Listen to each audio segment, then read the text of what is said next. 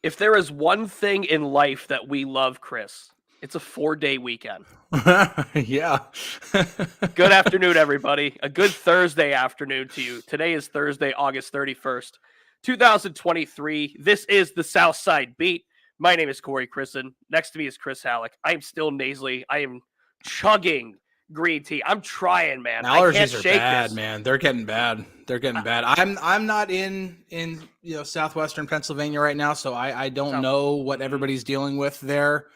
But I know here in North Texas, it's pretty bad. This time of year gets you really, really bad. So yeah, I'm with you, Corey. I'm with you. Mine's more in the nose area, but I'm with you.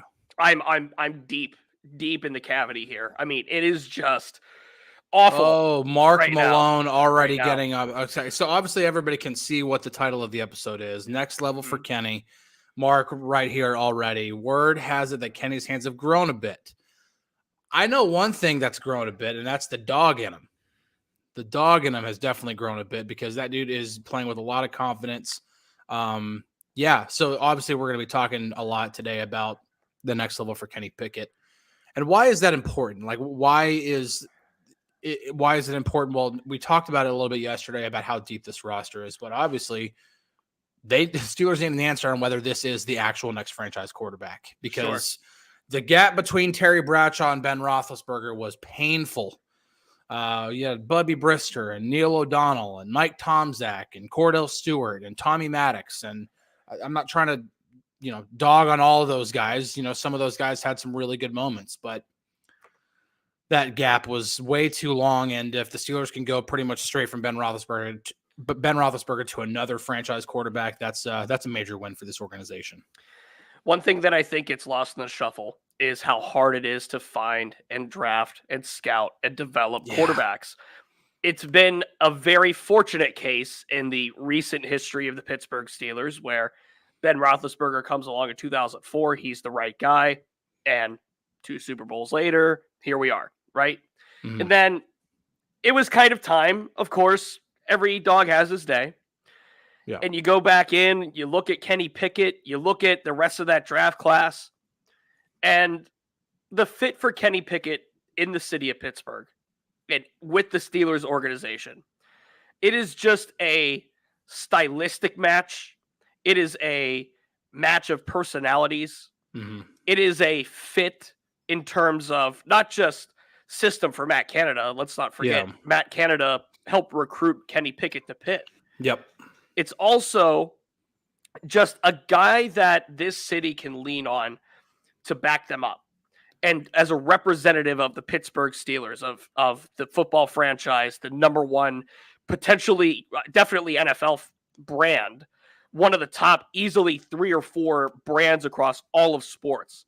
This is a representative that you want. I think what Kenny does really, really well, that's already got him favorable. I mean, obviously, like the Pitt ties and everything like that have him already popular with the fan base. But I think one thing that Kenny exudes is a really, really strong work ethic. And I think if there's anything that people from Pittsburgh can appreciate, it's people who have a strong work ethic, people who really work. I mean, Sidney Crosby, like just to cross sports real quick, Sidney Crosby is so popular, not just because he's Sidney Crosby and he's one of the greatest hockey players of all time, but his work ethic is unmatchable. And like when you go through like Pittsburgh sports history, especially when you go to the Steelers side of things, some of the most popular players have been the players that just outwork everybody else. And Kenny Pickett, from everything that we saw throughout social media, throughout the offseason, the dude's been working hours upon hours upon hours upon hours at getting better at his craft. And I think that is going to speak volumes in and of itself, not to mention the fact that he looked pretty darn good in preseason too. Mm-hmm, mm-hmm. For those that are just tuning in, too, by the way, this is episode 4 of the South Side Beat. He's Chris Halicke. I'm Corey Crisan. This is a new show, new venture here on DK Pittsburgh Sports. We precede DK and Ramon Foster on the Ramon Foster Show, which comes about an hour after we start, 4 p.m. Eastern, every day, Monday through Friday. We go till about 3:30. We're just talking Steelers. I'm on the South Side. Chris is there analytically from that point of view, and today, obviously, big voice crack. Today, obviously, the big topic of conversation is Kenny Pickett. Yeah. And the thought process behind this at least theme today is the Pittsburgh Steelers. This is a statement, The Pittsburgh Steelers are expected to take a jump in 2023. They finished 9-8. They do so without TJ Watt playing for most of the season. They do so with Kenny Pickett learning the position on the fly in a lot of regards. Yeah. And you can look at first half Steelers, second half Steelers. First half Kenny Pickett, second half Kenny Pickett. Yeah. And this year, the Steelers are expected to be a better football team. That's the blanket statement. Yep. It will have to be, not just because of health and because of all the other things that make a successful football season what it is, but it especially will have to come from the second-year quarterback. And in the 8 games to finish the season last year, Kenny Pickett, nearly a 60% completion rate, 5 touchdowns to 1 interception, was able to run a little bit, took care of the football. So we want to see that second half Kenny Pickett. Yeah. But what more is there to achieve? Is that what we're trying to find out here? Well, obviously, I think regardless of, and I think that's like one thing what we're talking about when we're talking about the next level for Kenny. We can talk about stats, like what numbers is he going to put up? He's going to throw for 3,500 yards. Is he going to throw for 4,000 yards? Does he need to throw for 25 touchdowns? Does he need to throw no more than 12 interceptions? Whatever it is.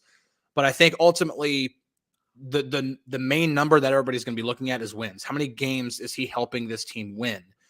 A really good example is honestly what he did last year when it came down to it in those games against the Raiders and the Ravens at the end of the season. Overall numbers weren't like he wasn't going to be anybody's starter on in a fantasy lineup, but ultimately his goal is to help win the game. And when it came down to it late in the fourth quarter, within striking distance, he led the team down the field and got the job done. Now, when we're talking about this year and we're talking about what Kenny can do to take that next level, does it require more in terms of production and like ultimately, and just, I hate to like put this on the entire offense, but it really does come down. They just need to score more because the 1 interception in the second half of the season is amazing, but 5 touchdowns is not going to cut it. This team has to score more. And that means that there's more expected to be out of Matt Canada. There's more to be expected out of Kenny Pickett and out of everybody else on that offense in order to make sure that they finish drives more often and they aren't settling for 3 points. I'm looking for actually the splits between first half and second half, and I can't find them on Football Reference. So, Rick, I think you have a good credence to your point here, saying the Steelers have to be better coming out of halftime. There were points. I look at the Dolphins game as like a good example of like a game the Steelers were in late, probably should have won. And how often does that happen where an NFL team will be, this could be anybody, will be in a game late. It's a game they should win, that they've done well enough to hold and earn a win, but they don't. And it happens on the flip side too. There's a game that they shouldn't win and they just luck into it. Yeah, I think the one game that really stands out to me to Rick's point there was the Cleveland game last year, the one early in the season. They were really, like, for the most part, it was a really good first half. Second half, Cleveland kept going. They kept running the football well. They kept doing everything well, went down, scored touchdowns. The Steelers stopped moving the ball. I think I remember looking at the film, part of that was on Matt Canada. The very first play coming out was this really poorly designed screen pass that had no screen. So it's not a screen pass. It's just throwing it out to somebody on an island being like, you got to make 4 guys miss. Good luck. And that it was just a bad second half. But ultimately, I think what it comes to, like you need to start off well, you need to do this well. And really, ideally, and okay, I'm going to throw it way back here, but there's one thing that always stuck with me from the time that I was a little kid, and Steelers fans might cringe a little bit when I say the name Neil O'Donnell. But one thing I remember him saying back in like 1993 was you can't have a slow first quarter, warm up the second quarter, and play a great second half and win. Like, that's absolutely correct. You have to be able to play a full 60 minutes. And this team has to be able to do that. And in those 60 minutes, there are things that they absolutely need to do better. Finishing drives is one of them. I'll kick it back to you for a second, but there's another situation that I want to bring up that was a perfect example of that from last year. Well, and real quick, I love this comment from Fish and Trout. 1 more TD per game should be comfortable. I'll be honest. I think 2 TDs per game is more comfortable. He threw for 7 and ran for 3, and he threw for 7 and ran for 3 in 13 games. Yeah, he needs to have at least 2 more touchdowns per game and produce 2 more touchdowns, whether that's by the air or by the ground. And that obviously puts a little bit more on Najee Harris, Jaylen Warren in the running game. But I think Kenny realistically can expect 2 touchdowns a game. Yeah, I think that's like very feasible and a very acceptable proposition to make to Kenny Pickett. Score 2 touchdowns a game, whether it's throwing or running. And that would equate to what Pittsburgh Toddy says here. If he can throw for 3K and 20 to 25 touchdowns, the Steelers will make the playoffs. I mean, put it in that vacuum. The Steelers play 17 games, 25 touchdowns. That is still less than 2 touchdowns a game. Yeah. So I think if he throws 2 scores, and if Najee gets 1 or Jalen gets 1, that's 21 points to account for from the offense alone. You're automatically improving. Ramon in the house. Ramon, welcome in, Ramon. What's up, baby? Love it. Sorry to cut you off, but Ramon jumps in. I gotta shout out to him, man. Love that. We will see you in October, Ramon. Yeah, big season for Vols football coming up. Big season for Vols football coming up. Love it, Moan. Love it, Moan. But with Kenny. Ooh, this is a good point Donald brings up. Go ahead and finish, but like we got to hit what Donald says here because he hits the nail on the head here. To wrap it up briefly, the expectation is a minimum 2 touchdowns produced in every game this year. I'm sorry. I was just going through the comments here, man. Zoned out. Dude, I'm zoned out. Moan is just, I love having Moan in here. So Donald mentions in the comments, he remembers Matt Canada saying, players need to execute better, and he thinks the blame for poor offense lies on both ends. Yeah. Poor design leading to poor execution. There's something to say about that. 100%. Yeah. Well, there's something to say about that. Kind of brought that point of like the very first play you come out with in the second half is a screen play that doesn't have a screen. Like there were absolutely bad. I mean, and even then there were still some schemes in the preseason that I just don't like. In the first game against Tampa Bay, that little pass out to Najee Harris. I mean, there's nobody there to block for him. I mean, I understand like there's naked plays in football. Like I get that. You have to be able to also read the defense and like Kenny probably could have read that a little bit differently, but just the overall scheme, just regardless of what checks need to be made at the offensive at the line, that was just a poorly designed play. It's just not a good scheme. The one thing that I really enjoyed seeing in the preseason was the dedication to using the middle of the field, because that was obviously like one of the really big complaints last year. But I think like if I don't think Matt Canada necessarily has to reinvent the wheel. If you can build off of what they were doing last year, and the one game I wanted to bring up last year was the Baltimore game, the one that they lost where Mitch actually had to come in for Kenny because of the concussion. I don't know if everybody wants to remember the 3 picks, but Mitch Trubisky, like that offense moved up and down the field almost at will. They just could not finish drives. And when I say couldn't finish drives, they turned the ball over 3 times. That's a really, really bad thing to do. Any kind of mistake whatsoever always kills way more against Baltimore. But they moved up and down the field at will. It's just what can they do in those last 20 to 25 yards to make sure that they end up with 6 points more often than 3 points? I don't want to bury this either because today it was officially announced that Desmond King is a Pittsburgh Steeler. Yes. And, this brings more to the discussion that we had when we found out that he was reportedly coming here, where, this pushes James Pierre in the cornerback room. This pushes that cornerback room to a different shape and a different scope. And now it's official today. So, come Monday, reminder here, the Steelers are off from now until Monday. Where they get into their regular game week flow, they get into their regular practice schedule, they get, just into that mindset. And we'll see Desmond King on the South Side on Monday. Yeah. It's exciting, man. Like I remember that first week, and for anybody who's like, concerned about me, like being far away, like I spent last year completely on the beat. Like I've been there, I've been in the room. Like I still talk with some of the people in the organization, a few of the players as well. And like, so I'm still in communication there. And that first week is always exciting because this is like, okay, this is like Tuesday is going to come along. Mike Tomlin's going to step up to the podium. He's going to say good afternoon. And it's just going to be just like it's going to feel just like the middle of October again. we're in the middle of the season again, and we're just right back into the swing of things.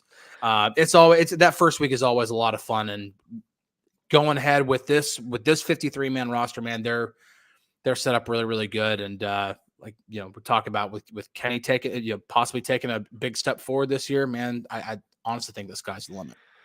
Lifted ones here. And again, for those listening on the playback, if you're chiming in live on YouTube, you could bring a really good topic to the show, just like what Lifted Ones does here. Mm-hmm. He says we wish we re-signed Arthur Maulet. Mm-hmm. Now, I'll make the case that Maulet wasn't the one to re-sign, and Cam Sutton was. I think Cam Sutton would have been the cornerback, even over Akello Witherspoon. I think Cam Sutton was the cornerback. Well, Cam Sutton was there. That was the guy that I had somebody in the organization flat out tell me while I was at the combine. Yes, thank you, Ramon. Absolutely. Appreciate you, Ramon. Appreciate you, Ramon. Ramon and DK coming up in 45 minutes right here, right after us. Thanks, Mo. I had somebody at the combine in the organization tell me Cam Sutton is our priority going into in terms of players that they want to re-sign, but even in terms of just free agency in general, that he was a priority. And and some of them thought that he was a guy. And when you say a guy, that means a lot more than what it sounds like. Mm-hmm. Obviously it didn't work out. The Lions threw a pretty big contract to him, and the Steelers, obviously had a plan. We've now seen how that plan played out. Didn't necessarily need Cam Sutton, and that's a really, really big win for Omar Khan in this organization. But Cam Sutton was a really big priority for them. I know that regardless of how everything else has played out, that one did hurt for them a little bit because they do think so highly of him. Theo brings up Steve Sims is way better than Gunner. This is hard because I'm on the Gunner Olszewski train, and I know I am very much in the minority on this one. I saw a lot of good things out of Gunner in training camp, and I know Steven Sims getting released by the Texans wasn't a member of their 53. The immediate thought was, bring him back. Get rid of Gunner, bring him back. Yeah. I say not so fast. I think not only, first off, the Desmond King ripple effect does extend to the return room. Yes, it does. 100%. And there's a possibility that whether it's Calvin Austin, Gunner Olszewski, or Desmond King, there are three options there. Managa Hale Mike, I appreciate you. Getting people taking sides now. That's fine. Well, I don't, and here's the thing. But here's the thing, Chris. I don't understand why the Gunner Olszewski debate is so polarizing. He made a couple of bad mistakes in games, right? Yeah. He made a couple of bad mistakes. I'm not going to excuse that. One of them cost him a game. I agree. I agree. But also, I can't help but to not forget about what Kenny Pickett just said about him 2 weeks ago in training camp, or 3 weeks ago in Latrobe. Kenny Pickett loves having Gunner around. Doesn't like having him around. Loves having Gunner around. Yep. And he had a good camp. He had a good showing as a wide receiver. Mm-hmm. He had a good showing as a punt returner and a kick returner. He is going to be a focal point of this team in a couple of different capacities. He's obviously not going to get Deontay Johnson, Pat Freiermuth, George Pickens, Allen Robinson. Dan Jones, welcome. Thank you so much. New member Dan Jones. Appreciate you, man. Welcome aboard to DK Pittsburgh Sports. I'm on the Gunner Olszewski train. I really am. And until something catastrophic again happens, and if it becomes a repeat kind of thing and it's bad habit building, then I'm out. Now, okay, I want to say this I have no dog in the fight here. If anything, I should also be on the Gunner train because he's a Texas boy, and every time he's walking around in the locker room, he's carrying a Buc-ee's backpack. And anybody who hears Buc-ee's and knows what I'm talking about, shout out to you because Buc-ee's is awesome. I know what you're talking about. Okay, well that's great. Yeah, because Buc-ee's is awesome. For anybody who doesn't know what Buc-ee's is, it's like combined Sheetz, Wawa, and Hobby Lobby, and then multiply that size by about 3, and that's what Buc-ee's is. Now, Buc-ee's food or Sheetz food? Buc-ee's. Ooh. Buc-ee's. Don't anger Western Pennsylvania, Chris. Buc-ee's, okay. Listen, I appreciate you not pandering. I appreciate your honesty really and you not pandering. Thank you. Spice Creations. Yes, thank you. I love Buc-ee's too. Buc-ee's is awesome. I've experienced it. I like Wawa too. I'm a Sheetz guy, but I like Wawa. Yeah. for my Beaver Nuggets East for the Coast win. friends. Bob Schreiner, Beaver Nuggets for the win. Oh, Zach, saying let me Wawa. tell you something. Here's where Wawa has sheets smoked, okay? The breakfast department. Wawa has sheets absolutely obliterated in the breakfast department. I could go into Wawa and get my favorite food of all time. Deathbed meal is a bacon, egg, and cheese on an everything bagel with salt, pepper, ketchup. Yeah. Deathbed meal. Bacon, egg, and cheese, salt, pepper, ketchup on an everything bagel. I could go into Wawa in God bless the area. I love it. My best friend Tommy lives out there. Tom's River, New Jersey. Manchester Township, New Jersey. Go Hawks. I could go to any Wawa and get a 5-star bacon, egg, and cheese at any time. Yep. I go to Sheetz for breakfast, and it's a roll of the dice. To me, it is. To me, it is. I didn't know that Buc-ee's was going to derail the conversation this much. Let's try to somebody earlier in the YouTube comments, I didn't bring it up, mentioned nachos. I mean, nachos you could go any way with. Yeah. But the whole thing. Okay, so props to anybody who needs some oomph to root for Gunner. He sports a Buc-ee's backpack in the locker room, or at least he used to. I don't know if he still does anymore. But the whole thing with Gunner last year, and this is just to play devil's advocate. He looked really good in training camp last year. Looked pretty good in the preseason, and I'm not talking about looked good in training camp like just returning. Like had a good rapport with Kenny. Like looked like a legitimate slot receiver option, especially once we knew Calvin Austin wasn't going to be there for the long haul. And then it just didn't carry over into the regular season. Not saying that's going to happen again this year. I know the talent that's there. He's a former All-Pro as a returner. Like he can play. Just will it work this year? That's all I'm saying when it comes to the Gunner stuff. Chris, I need you to address this from Ramon. Yeah. Oh, okay. I'm not there. Ramon Foster says Buc-ee's is like a cult following. Okay. Wow. So I will say this. Okay. So the last family vacation that I did, we drove down to Galveston from here, which I live in the Dallas area. So it's about a 5-hour drive to get down there, especially once you consider Houston traffic. And anybody who drives between Dallas and Houston knows that you have to stop at the Buc-ee's in Madisonville. It's almost exactly halfway. Okay. The last time we did that drive, we stopped at the Buc-ee's in Madisonville, and my God, I said, never again. It is ridiculous of how many people. And like, I've gone to sports games, so obviously I will go to things that have a lot of people there. Oh man, it was just too much. It was too much for me. It was just, yeah. So I think now there's a Buc-ee's 20 minutes down the street down the highway from me. I can always go to that one. I don't know. It might be a while before I go to the one in Madisonville again. Now, Nick is bringing up the real topic at hand. Yeah. Lifelong Pittsburgher. He says screw Sheets, overrated, Gecko's where it's at, and I have to agree with him. We love Gecko. Gecko, I will go into Gecko and get a fish sandwich. I'm a Lent boy. I'm a Catholic boy. I will go into Gecko and get the fish sandwiches. They're great.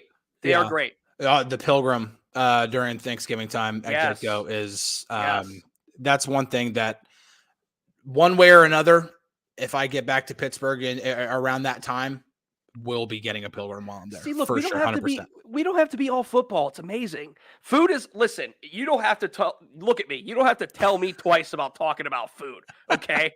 You don't have to tell me twice about it. And Spice Creations, let me tell you something. I love fish. I am a fish connoisseur. If I had to go pescatarian, I could do it. I legitimately could do it. I love fish. I love salmon. I love cod. I love halibut. I love calamari. If it swims, I'll eat it. I'm in. I'm all in. All right, so we are kind of getting near the end of the time that we have. So attaboy, Moan. Attaboy, Moan. I'm with you, baby. Let's get it. Let's get it. I will tell you what, man. I've not shared a meal with Ramon yet, but I can tell you right now, I have sat down and eaten with other former Steelers offensive linemen before, and I tell you what, it is impressive. I feel like I'm a person who can put away some food. And drink quite a bit, but man alive, there is nothing that will humble you more than to sit down next to a former offensive lineman of the NFL and just watch that beer disappear in 30 seconds or watch that deep dish pizza disappear faster than you can even finish one piece. Yeah, they know how to put it down. They know how to put it down. Lifted. Oh my gosh. Lifted. Yes, I do. It's crazy. Lifted. I cook. I will. I look at recipes. I'm a YouTube watcher, and I will watch, cooking videos just to pass time. Try to pick something new up. Ramon, I love this. Ramon, we will eat well. Oh yeah. Next time you come in, and yes, you will get the workout in before, but he says we shall eat well next time we link up. Whenever you're in here, give us a holler. You're more than welcome. We'll get you in. All right. So what's one take you want to finish this with, Corey? Whether it's a food take or it's a Steelers take or anything like that. If we want to round this out and go back to talking about like how Kenny is pretty much, I think even Mike Tomlin called him the catalyst for the offense, which we kind of know the defense is already there. What's one take that you have to close this out today? All right. I'll give a Steelers take and then a non-Steelers take. My Steelers take is Kenny Pickett's confidence is going to carry this team. Okay. And I mean that by there's going to be times where he gets obviously intercepted and sacked and rattled, and they're not going to win every game. That's great. But how does Kenny bounce back? How does he show through adversity? How does he work through all of that? I want to see Kenny hold strong. I want to see Kenny give us those toughness traits that we're used to. Yeah. And my non-Steelers take is this whole ACC realignment thing is giving me a headache. Like they couldn't get ahead. They couldn't get ahead on getting good Pac-12 teams. So what they do is they scrape from it's the Keystone Light of college, like power conferences now. Yeah. They scrape from the bottom of the barrel. No disrespect to those who drink Keystone Light. I've been known to partake, especially in high school, maybe a little bit. I don't know, But when you're going Stanford, Cal, and SMU, come on. Yeah. Come on. Like, we didn't get ahead of this. We could have gotten ahead of this. It would have been nice to get ahead of this, but they didn't. So it's going to be a little dicey. Ramon's non-Steelers take. Jim Irsay is the worst managing owner in 2023. He's not wrong. You got to pay Jonathan Taylor. Got to pay JT. Yeah. All right. Steelers take for me, man. I'm gonna stick with the Kenny train, and I'm actually gonna go with what Rick said here. Wait, where's he at? Kenny will be the comeback king. Seeing what he did under pressure last year, dude's got ice in his veins, man. I think this is going to be another. I don't want to say like, okay, when Peyton Manning and Tom Brady and all of those and Phillip Rivers and all those other guys were putting up numbers, Ben Roethlisberger was winning football games. And that team was winning games. They were getting to the playoffs. They were making deep runs into the playoffs. They were getting to multiple AFC championships, multiple Super Bowls. That's what they were doing. I think Kenny Pickett could be that type of guy. I don't want to put that kind of expectation on him, any kind of comparisons to Ben, because he's a different type of quarterback. He's a different type of person than Ben is.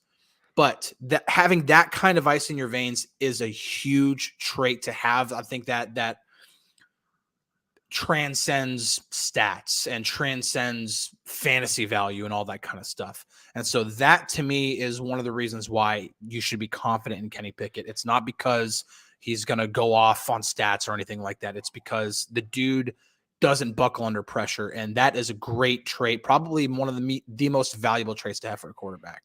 Ramon here on Jim Irsay. He's rivaling the Browns now. I mean, and this is the comment he's responding to. James Lawson says the Browns ownership. And we'll end on this one for you, Chris. Yeah. Move from Pittsburgh to Cali to Texas. Texas people, hands down the best I've ever been around. There you go, Chris. I will say I am a hybrid. I was born and raised in New Jersey. My family's from Pittsburgh, and I did live there for a couple of years. And now I've also lived in Texas for more than 2 decades. So I'm kind of from all over. I don't sound like I'm from Texas. I'm not talking with the Texas accent and stuff like that. I'm not, sitting here talking with some Southern drawl or anything like that. So that hurt. But that one hurt. But yes, Texas hospitality is a real thing, especially when you go to Fort Worth. I understand I live on the Dallas side, but Fort Worth is a lot nicer than Dallas is. I'll just be honest about it. Randy, to close the show, asks, what Steeler jersey am I wearing today? That's a trick question. I am not. I'm not going fully off, but this is Manchester Township in New Jersey. My college roommate, one of my best friends, Tommy, Coach Farrell, they are playing tonight, week 1. They had week 0 yet last week. They won. Week 1 this week in New Jersey, and we are supporting. So let's go Hawks. Keep digging. discipline, intellect, grit. That's what it stands for.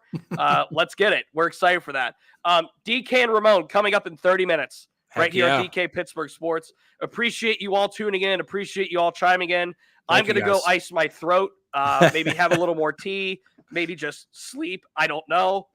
Chris, we will be back tomorrow, 3 o'clock Eastern, same time, same place, and we'll talk to you soon. Peace out, guys.